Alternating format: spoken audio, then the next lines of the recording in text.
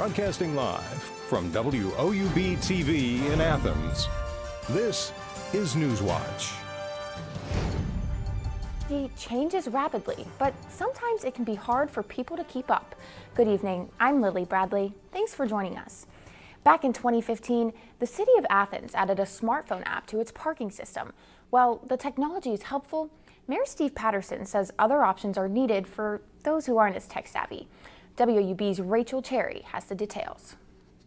There are a number of people who currently don't have smartphones, and so they're kind of at a disadvantage. The kiosk will help alleviate that to where they can walk up to the kiosk, pay for their 2 hours of parking or whatever level they want to park. If you park on this part of West Union Street right now, you have to have an account on Park Mobile and pay through the app. But kiosks not only help people without smartphones, they could also save the city money. Mayor Patterson hopes to replace all meters on Court Street eventually. I certainly don't have to maintain meter heads. I mean, there's costs associated with maintaining those. And if I can get away from that, it would certainly be a much more efficient way to run the city when it comes to parking and parking services. But the plan is to start off with 2 kiosks on the ends of the street, costing a total of $25,000. Mayor Patterson says the cost of the kiosks would be offset by the estimated $30,000 the city would get in parking fees and saved maintenance costs. Mayor Patterson says he hopes to have the kiosks up and running by June. The Athens City School Board is bringing in experts to help decide the future of Athens High School. According to Athens Superintendent Tom Gibbs, an architect and a member of the district's Facilities Steering Committee will advise the school district on whether renovations should be made or if new construction is the better way to go. Renovation costs are estimated by the district at almost $24 million, where it would take about $30 million to build a new building. The meeting is set for Thursday night. And a petition is circling around the city of Athens asking that OU reconsider building housing developments on the ridges. According to the Athens News, the original plan was to build housing for graduate students and senior citizens on the ridge's open fields. Instead, residents are asking that the ridges be established as a nature preserve. Officials say the university is now reconsidering their original plan. A not guilty verdict for the first of the Baker 70 to go to trial. The big question now is how that verdict impacts the other students still charged. Newswatch reporter Clay Benjamin is live at Baker Center to give us more information on the fate of protesters. Clay?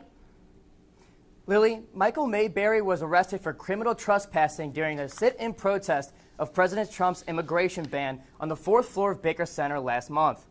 After his arrest, Mayberry claimed he was protected by his First Amendment right to freedom of speech. Municipal Court Judge Todd Grace released a verdict yesterday, finding Mayberry not guilty. 4 others were supposed to attend court this morning for a pre-trial hearing, but this has been continued to Thursday, where they will join 42 other protesters in court. Well, it's really a relief.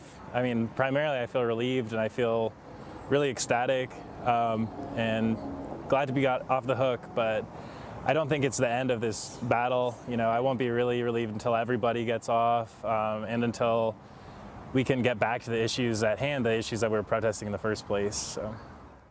With the other 50 or so students, I anticipate those cases will be dismissed since there's really no difference, no change in facts, significant change in facts other than the different people arrested for the same thing. So we would anticipate on Thursday the prosecutor would do the right thing and dismiss the remaining cases. All 70 protesters are represented by McGee. Earlier this month, 15 protesters pleaded no contest and accepted a plea deal and received minor misdemeanors for disorderly conduct. Reporting live from the newsroom, I'm Clay Benjamin. Thanks, Clay. Athens city officials and the county sheriff department want to work together to beef up their special response capabilities. WOUB reporter Bree Boothby explains the new proposal aimed at keeping the city of Athens safe in the face of an emergency. Athens Police Chief Tom Pyle and Sheriff Rodney Smith told the City Safety Committee they want to train city police officers to work with the county's Special Response Tactics team. The officers would go through special training to be a part of the SRT. It's a formal way of the City of Athens assisting the Sheriff's Office, and they requested assistance in staffing their SRT team, and it's something that the City of Athens can provide in quite that situation. The Special Response Tactics Teams deals with high-risk situations, such as barricade situations, dangerous warrants, and drug eradication operations. The cost of the training and response team participation would be about $24,000 a year, which the city would pay for. The question City Council had about the agreement was, would it impact city police resources to respond to crime in the city? Under what circumstances would our police be called in? Would that be a call? Chief Hall explained that the extra training and personnel would in fact help with the high-risk situations. There's not a single drug case that emanates from the City of Athens that doesn't follow out into the county. And quite often county cases emanate into the city, and so we should be working together on these things. Most of the time the SRT team is involved in high-risk warrant services. That's one of the functions anyway. The agreement has been signed by the Sheriff's Department and is now waiting for the city's approval. Although the budget is tight, the Sheriff's Department says the extra personnel for the SRT team is desperately needed in Athens County.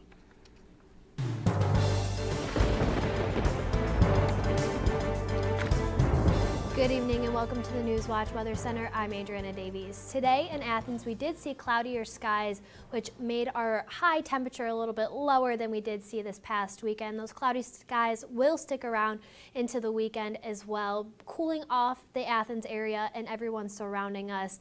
I know we are a little bit above average for this time of the year still. So for right now in Athens, 60 degrees under those overcast skies with winds from the northwest at 9 miles an hour. Our humidity is at 77%, which I did notice earlier today. My hair did get a little bit frizzy this morning, so that humidity is higher than we have been seeing recently.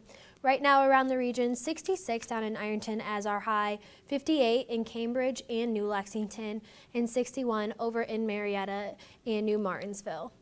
As for our overnight lows, a little bit cooler in Athens, 43 degrees, 40 up in Newark, 42 over in Chillicothe, and 46 down in Ironton with overcast skies. As for our overnight hour by hour, 57 degrees by 8 p.m. By midnight, we will see it cool off a little bit, 49 degrees, and by 4 a.m., 46 degrees with those mostly cloudy skies. So we will see cooler temperatures into tonight and into tomorrow as well. And Lily, I'm kind of excited for the cool off. Me too. Thanks, Adriana.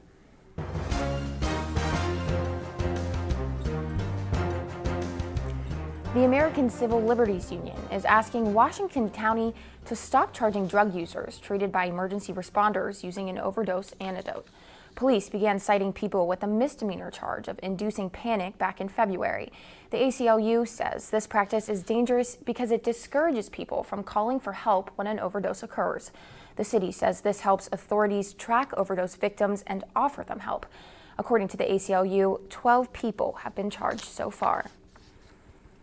The number of babies born with drug addictions is on the rise. The Ohio Department of Health says there were over 80 infants a day being treated for drug withdrawal in 2015. The condition often occurs when babies are born to mothers who abuse drugs while pregnant. According to the Columbus Dispatch, the number of infants born with withdrawal symptoms has risen to nearly 160 per 10,000 live births. That number is 8 times higher than what it was in 2005. A new report says fewer Ohioans are living in poverty. The new numbers come from 2015, when nearly 15% of people in Ohio lived at or below the poverty line. That's about a 1.5% decrease since 2011. The newly reported numbers reflect a steady rise in income. Now, one of the main groups among those still living in poverty were grandparents who take care of their grandchildren. Ohio's opioid crisis has contributed to grandparents becoming caregivers. Russia's role in the U.S. presidential election has been a hot topic over the past few months. Find out why David Nunes is now at the center of this controversy. This story and more when Newswatch returns. University students really have a huge sense of pride in our campus, in our school, and in our education. People don't come to Ohio just to go to college. They come here to become a Bobcat. It's a really unique atmosphere. Bobcat pride is having that natural camaraderie. Bobcats are just happy to be Bobcats. My favorite time of year at Ohio has to be homecoming. When the alumni come back, you can see that the love of this university doesn't fade. Once you're a Bobcat, you're always a Bobcat. The student body here at Ohio University absolutely is a family. The students support one another. You become this unit, this big, friendly family unit. There's this connectedness. You feel a part of something. Driving in on the highway and just seeing the red bricks and the trees again, it's just like coming back home. There's great students, great professors. You just walk around campus and think, oh my gosh, I can't believe I go here. I feel like I matter in the community, and I feel like I matter here at Ohio University. It's home. Athens is home. I knew that I wanted to come to Ohio University from the very first time I visited here. There's something about the campus that grabs you. It was really comforting. Very welcoming. It's one thing to write down your name and your GPA and that kind of stuff and send it in. It's another thing entirely to be here and see how great it is. The campus here is just electric. Absolutely gorgeous. Everything just looked really college-like. I looked at my mom and I said, this is it. And she said, the tour's just started. I said, no, you don't understand. This is it. My professors really care. They care about my grades, they care about my opportunities, they care about my experiences, they want me to succeed. They give those opportunities to the students. My professors have been extremely approachable. Literally, their door is always open. You can go to them with pretty much anything. Everyone knows your first and your last name and where you sit in the classroom. I really never feel like I'm being talked down to or just being taught material. I always feel like I'm having a conversation. And they want to share those opportunities and those experiences with us.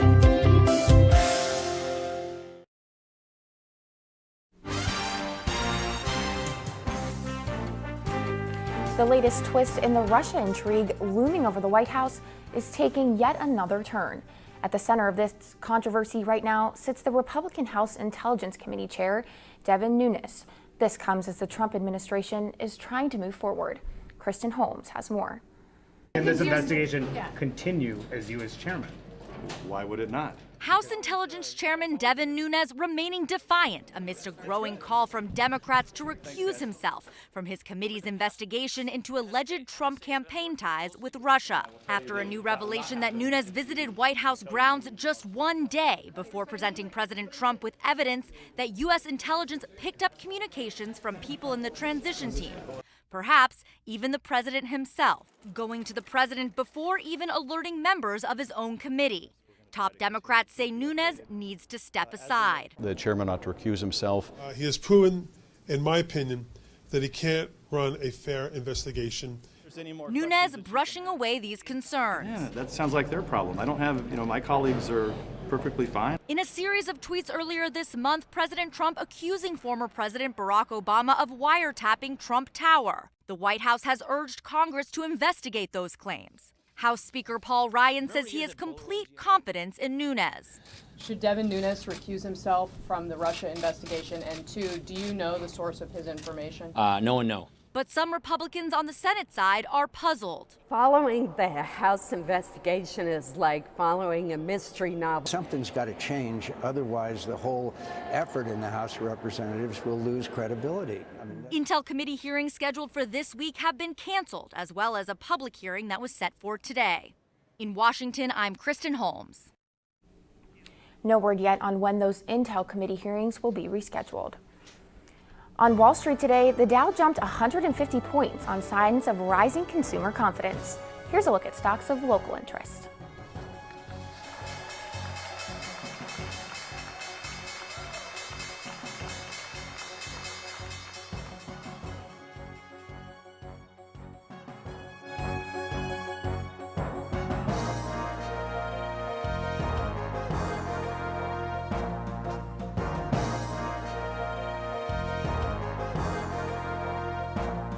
And new research shows that some music can help CPR patients. That story still ahead. And next on Newswatch, we'll talk about our next chance for rain, but we're looking at a pleasant weekend ahead. We'll talk about that and more up next with my extended forecast. Professors really care. They care about my grades, they care about my opportunities, they care about my experiences, they want me to succeed. They give those opportunities to the students. My professors have been extremely approachable. Literally, their door is always open. You can go to them with pretty much anything. Everyone knows your first and your last name and where you sit in the classroom. I really never feel like I'm being talked down to or just being taught material. I always feel like I'm having a conversation. And they want to share those opportunities and those experiences with us. Ohio University students really have a huge sense of pride in our campus, in our school, and in our education. People don't come to Ohio just to go to college. They come here to become a Bobcat. It's a really unique atmosphere. Bobcat pride is having that natural camaraderie. Bobcats are just happy to be Bobcats. My favorite time of year at Ohio has to be homecoming. When the alumni come back, you can see that the love of this university doesn't fade. Once you're a Bobcat, you're always a Bobcat. I knew that I wanted to come to Ohio University from the very first time I visited here. There's something about the campus that grabs you. It was really comforting. Very welcoming. It's one thing to write down your name and your GPA and that kind of stuff and send it in. It's another thing entirely to be here and see how great it is. The campus here is just electric. Absolutely gorgeous. Everything just looked really college-like. I looked at my mom and I said, "This is it." And she said, "The tour's just started." I said, "No, you don't understand. This is it." The student body here at Ohio University absolutely is a family. The students support one another. You become this unit, this big, friendly family unit. There's this connectedness. You feel a part of something.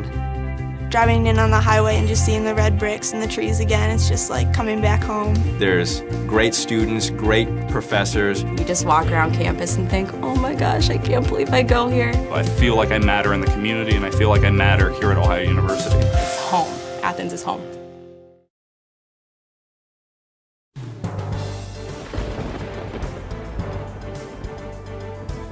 Good evening and welcome to the Newswatch Weather Center. I'm Adriana Davies. Right now in Athens, we are looking at 60 degrees with overcast skies. We are looking at winds from the northwest at 9 miles an hour with humidity right around 77%, which is relatively high. We have not seen humidity that high recently, which is becoming an issue for my hair throughout today, but we will see the humidity start to drop off into the rest of this week just because of the low pressure system that will be moving in.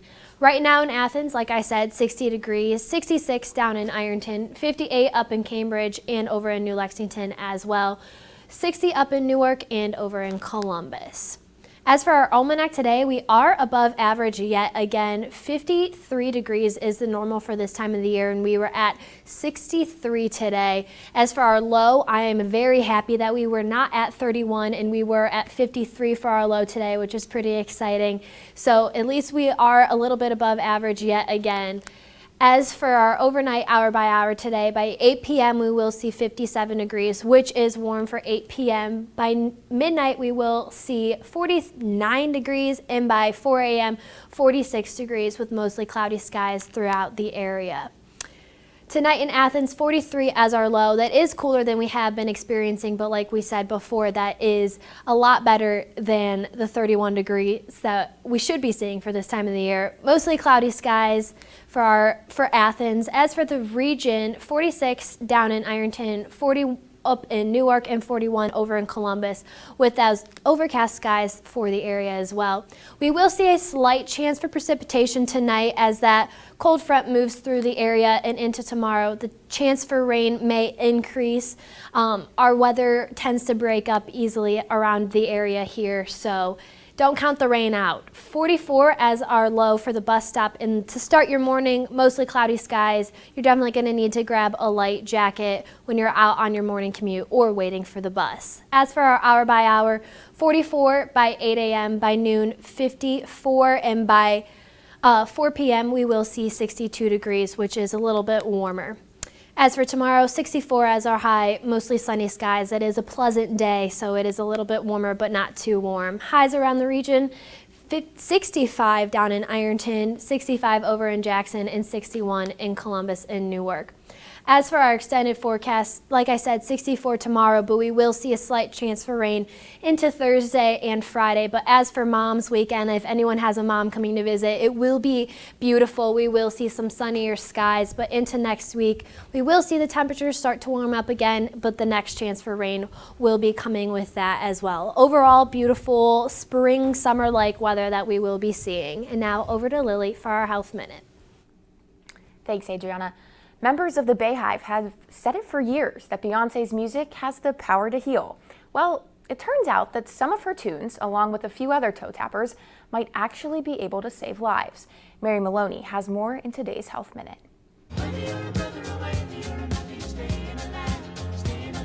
It's a little on the nose, but the Bee Gees' classic Stayin' Alive is helping one hospital make sure their patients do just that. Looking to train first responders in hands-only CPR, New York Presbyterian Hospital created a 40-song playlist jam-packed with artists from Beyoncé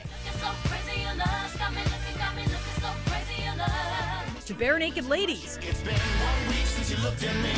The one thing these songs have in common, they all bop along at 100 beats per minute. Yes, even Hanson can help save a life. The key to hands-only CPR is 100 compressions per minute. The songs work as a guide for timing compressions. So the next time you need to get that heart pumping, just remember ABBA. You are the dancing queen. For today's Health Minute, I'm Mary Maloney. CPR, especially if performed in the first few minutes of cardiac arrest, can double or triple a person's chance of survival. I'm Danny Dean, and tonight in sports, some big news from an Ohio basketball MAC East rival. A powerhouse coach is leaving, and his exit could shake up the conference. And Ohio baseball headed to Columbus today for a midweek matchup against the Ohio State Buckeyes.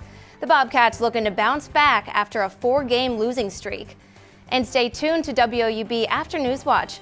Here's a look at what's coming up on your public television station.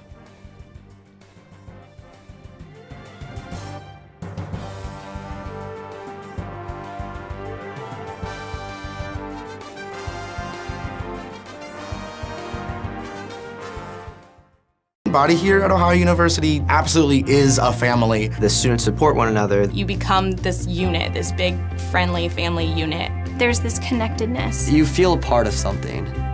Driving in on the highway and just seeing the red bricks and the trees again, it's just like coming back home. There's great students, great professors. You just walk around campus and think, oh my gosh, I can't believe I go here. I feel like I matter in the community, and I feel like I matter here at Ohio University. It's home. Athens is home. Ohio University students really have a huge sense of pride in our campus, in our school, and in our education. People don't come to Ohio just to go to college. They come here to become a Bobcat. It's a really unique atmosphere. Bobcat pride is having that natural camaraderie. Bobcats are just happy to be Bobcats. My favorite time of year at Ohio has to be homecoming. When the alumni come back, you can see that the love of this university doesn't fade. Once you're a Bobcat, you're always a Bobcat. My professors really care. They care about my grades, they care about my opportunities, they care about my experiences, they want me to succeed. They give those opportunities to the students. My professors have been extremely approachable. Literally, their door is always open. You can go to them with pretty much anything. Everyone knows your first and your last name and where you sit in the classroom. I really never feel like I'm being talked down to or just being taught material. I always feel like I'm having a conversation. And they want to share those opportunities and those experiences with us. I knew that I wanted to come to Ohio University from the very first time I visited here. There's something about the campus that grabs you. It was really comforting. Very welcoming. It's one thing to write down your name and your GPA and that kind of stuff and send it in. It's another thing entirely to be here and see how great it is. The campus here is just electric. Absolutely gorgeous. Everything just looked really college-like. I looked at my mom and I said, this is it. And she said, the tour's just started. I said, no, you don't understand. This is it.